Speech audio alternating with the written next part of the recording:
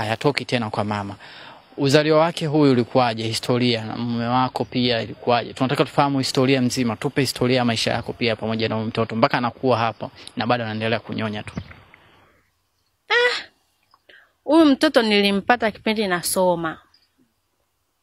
Na bahati mbaya na baba yake upataji wa mimba ulikuwa wa utofauti kidogo.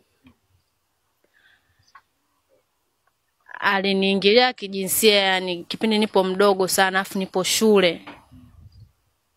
Baada ya hapo akakimbia, wazazi wangu wakamtafuta, hakupatikana tena. Unaona? Kwa mimi wazazi wangu wakanilea hii mimba mpaka nikazaa mtoto, ndo huyo mpaka sasa hivi nipo naye hapa. Kwa hiyo hahitaji kutoka kuacha kunyonya na mimi sihitaji kumwachisha kunyonya. Na hizi kama mpaka nikimwachisha kunyonya nimpate tena mdogo wake mwingine na huyo ndo nitamwachisha kunyonya. Lakini kwa sasa hivi bado kabisa sina ratiba hiyo. Yaani hauna ratiba hiyo, au ni automatic tu kwamba labda maziwa hayataki kuacha? Hapana, unajua mtoto ukimkatisha mtoto kunyonya na maziwa nayo yanakata. Unaona?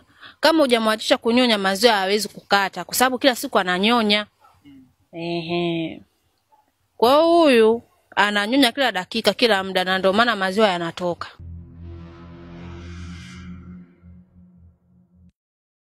Ambaye ana mtoto wake pia kidogo ambaye ni mtu mzima au tuseme ni lika ambao ni kubwa, lakini bado ananyonya, na huyu mama bado maziwa yake yanatoka kabisa na ananyonyesha hapa alipo. Atatuambia ilikuwaje na kwa nini, na anaitwa nani, mama nani, vitu vyote hapa tutapata story yake kabisa.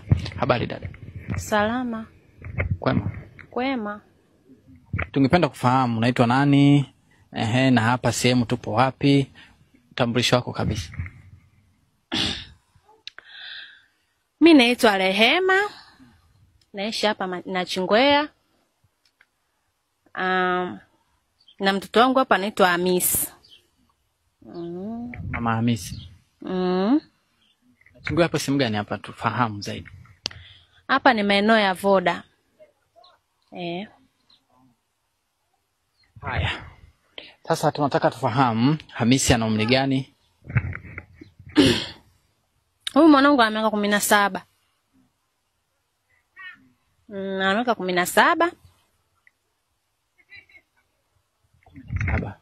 Sasa tunataka kufahamu ndani ya miaka 17 hiyo, na maana toka amezaliwa na wewe, na maana ulikuwa unanyonyesha tu? Namnyonyesha, ni bado mdogo huyo. Mdogo sana. Kwa hiyo sipo tayari kumwachisha kunyonya, na yeye mwenyewe anapenda kunyonya sana. Hata shule asome, anataka kusoma kabisa.